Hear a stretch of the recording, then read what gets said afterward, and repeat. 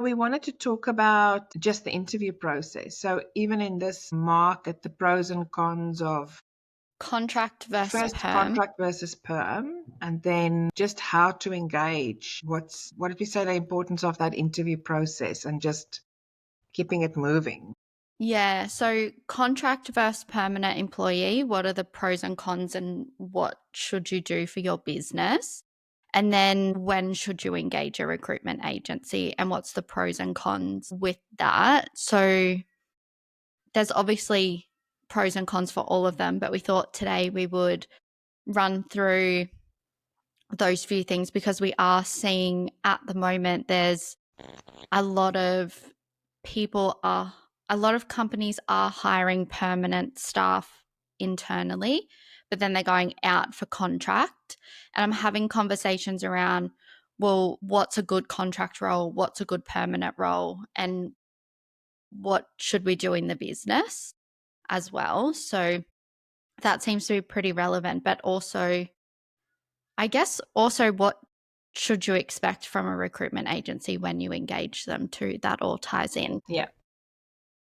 Yeah, so I think when talent decide that they actually want to make a move, like we've had the question, like I've applied for this role, oh, it's a contract role. Oh, actually I'm not that keen on a contract. Or should I be keen on a contract if I'm in a permanent position? So it's those questions. And if you've always been in a permanent position, you've never gone into a contract role, it does seem daunting. Um, and it is because there's a risk involved. But I don't think the risk is as high as What you most people think? think it is. So I actually think the risk between permanent and contract is the one has a 2-week notice period and the other one has a 4-week notice period. Correct. Because both of them can end At at the any drop of a time. hat. The one just gives you 2 weeks more notice than the other one gives you. So that's, in my opinion, the biggest difference between the two. Yeah. Um, I yeah, guess because you have to interview, you've got to go through the same process to get the role. There's not a difference in that. It's the when it ends, how does it end? And are yeah. you left on the street? Yeah. That's basically it, left without a contract. Yeah. And then you've got the different types of contract too. You've got fixed term contract and then you've just got your normal contracting. So again, with the fixed term contracts, you're still entitled to all your annual leave, all of that. So that's the fixed term contract. So there's really no difference between permanent employment, fixed term contract. It is just those extra 2-week notice. And then you've Well, and the fixed term contract has an end date to it, correct, where your permanent contract doesn't. You don't doesn't. join a company and they say, oh, you're only going to be employed with us until the end of December. Where with the fixed term, you're a permanent employee, but you have Till an an end end date. date. Yeah. And then when you've got your normal contract work, you don't get your sick leave, annual leave, and all of that, but you do get paid a higher rate to supplement that. So that seems to be the real kicker when I am speaking with candidates. They're like, well, I get 4 weeks annual leave and 10 sick days, but they're on a lower rate. So you really have to determine for yourself and your family, well, can I afford to take a holiday without being paid?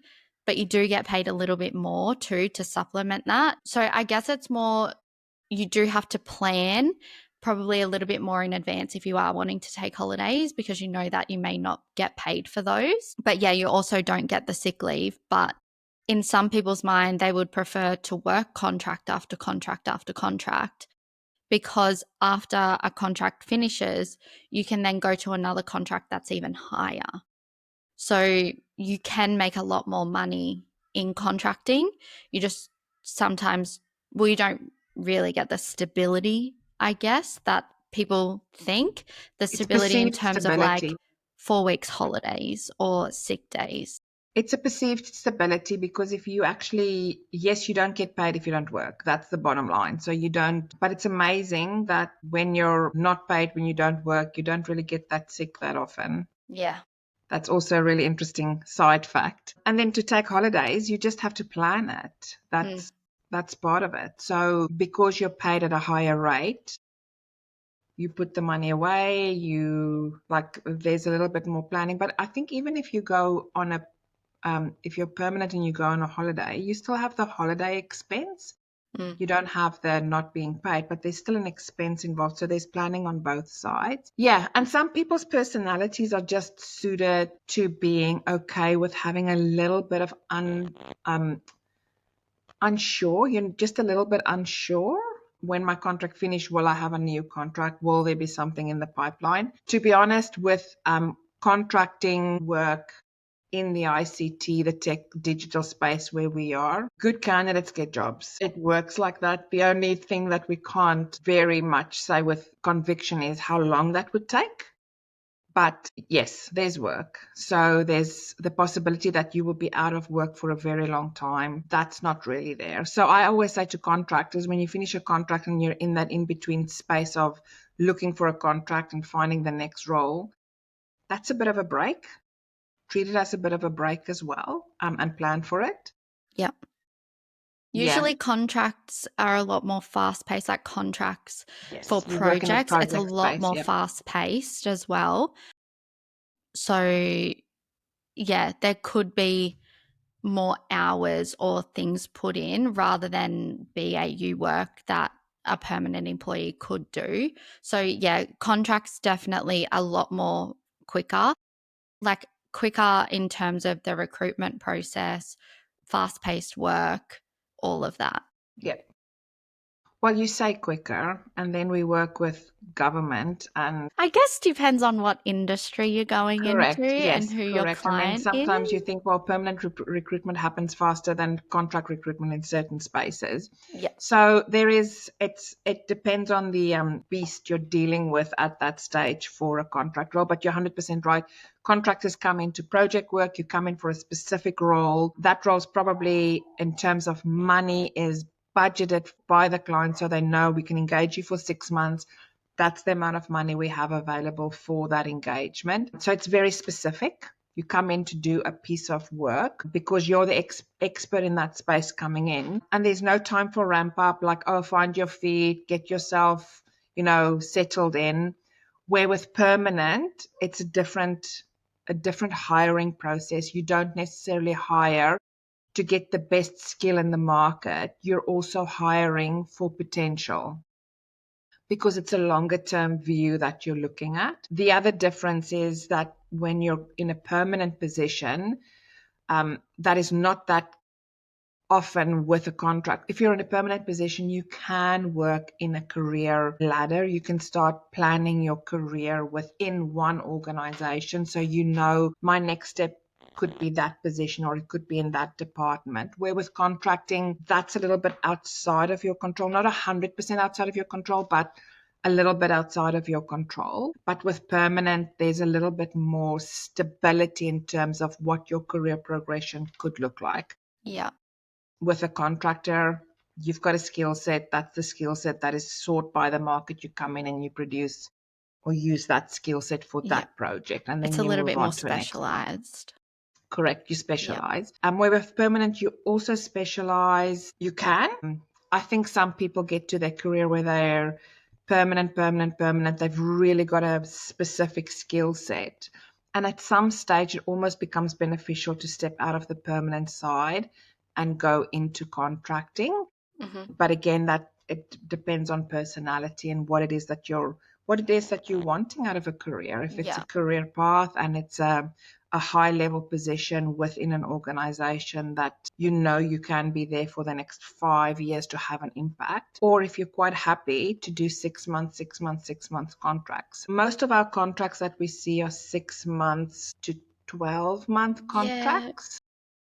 More towards the 12 because we're working with a lot of like government at the Yeah, the moment, federal but side. you do get the 6 month contracts come through. And I think that's for budgeting purposes too. They get Correct. approved for the first 12 months and then I mean, we had a 3-year contract, like a solid 3-year, 2025 to 2028. So 5, 6, 7, yeah. 2028. That was a Yes. solid 3-year contract. That doesn't come around very No, often as well. no. So for that risk for me would be totally worth it. It's a solid 3 years work. And from there, usually, not all the time, but usually if you're in the department, you're in.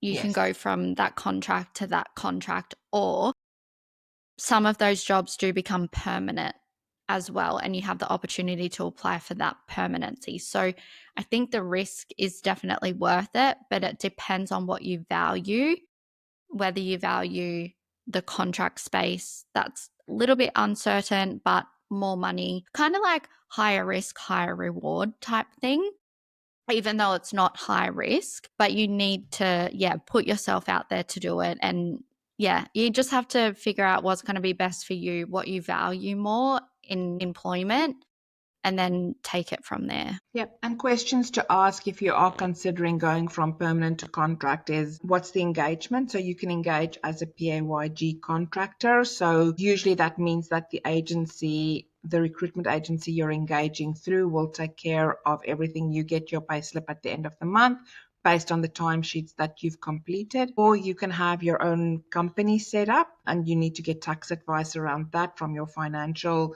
planner or whoever you're working with.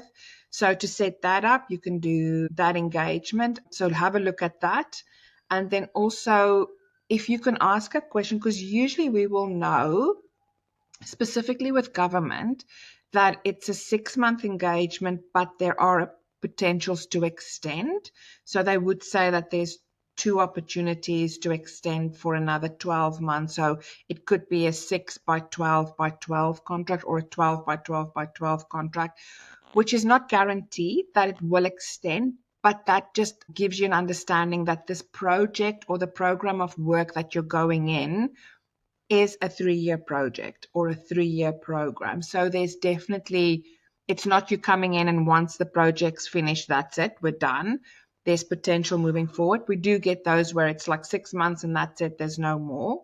So asking the questions around there, are there extensions? What does the program look like? What stage is the program in? So that you have an idea of, okay, I'm getting in at the beginning of the program. I'm getting in, but they've already done a quarter of the work. So there's still more time that I can invest with this program. So those are really good questions to ask. Some of our clients that we deal with have phases. So it will be the initial phase where they need a certain skill set to Get them get up and up and running. running and put everything in place. And then once that is in place, they need to tweak that skill set. And you might have both skill sets. So it's really good to understand that when you're having the conversations in the beginning, to go, I know how to set it up, I know how to start the whole process. But when we get to that phase where we're now bringing vendors on board and implementing, and I've got that exposure as well. So it's just asking intelligence questions. Hopefully the recruiter that you're working with has a really good understanding of the bigger picture and they'd be able to paint the bigger picture for you. Yeah. Those are good questions to ask when you're doing a permanent position as well. Just where's the project at? What are we doing? Where am I coming in? What does the first 30 days look like? So, yeah, that's why I said the recruitment process is very similar on both sides. Yeah. I think it's a personality and also where you're at in life, where your life is at that moment. Do you need the stability? Or do you need to earn as much as you can in a short period of time? Yeah, definitely. And then for the client side, contract versus perm, and when should they bring in contractors or when they should work permanent as well. It's really, you need to think about whether the need is for short term or whether the need is for long term. If the need is for short term, I would suggest getting in a contractor with that specific skill set if no one else can do that in your current environment, or if you need an extra set of hands on deck for a project. And I think it's important, if you are going contract, this is when you should think about engaging an agency, because that employment, like, they don't go on your books, they go on the agency books. So you don't really need to worry about any of that stuff. Like, we employ them and then contract them to you. So they're still your employee, but they're contracted through us too. So it takes a lot of all of the admin and everything like that from the employer, puts it on the agency. So the process for you is very quick. It's very easy. It's not admin heavy, especially if it only is for short term too. So I think obviously contracting work should be sent out to agencies, because that's the space that, you know, we deal with. And if your internal HR is only used to employing permanent staff, it is the contractors, they speak differently, if that makes sense. Like, they want different things. They're just different Yeah. And different most people, of, the way that they see work. correct. And 99.99% of companies we work with Yeah. do their internal recruitment on the permanent side, their internal talent team, and then the contracting gets outsourced purely just because, like Taylor said, from an admin perspective, but also from insurance perspective, there's a whole bunch of other areas that come into consideration for that. I think that if you've got a short-term need and you need an expert to just come in and help with a project, that's a great way of engaging somebody without committing for the next 2 years. You want someone to, you're going to be paying for that expertise, but you'll have somebody that comes in, that produces, that gets the work done, gets in, gets out, can do that. The other thing that you can also do is, in that time that you have that person, is knowledge share and bring up the development of the permanent guy. So sharing the experience, the expertise that this contract or expert person brings into the team, and sharing that with the permanent staff, so that when the contractor leave, there's knowledge share that has happened, and hopefully the level of engagement for your permanent people have gone up. And a lot of our contractors that we deal with they do that. They share their skills, their experience, so that they can leave the space that they've occupied in a better space Yeah. when they move on, Yeah. instead of leaving a massive big gap.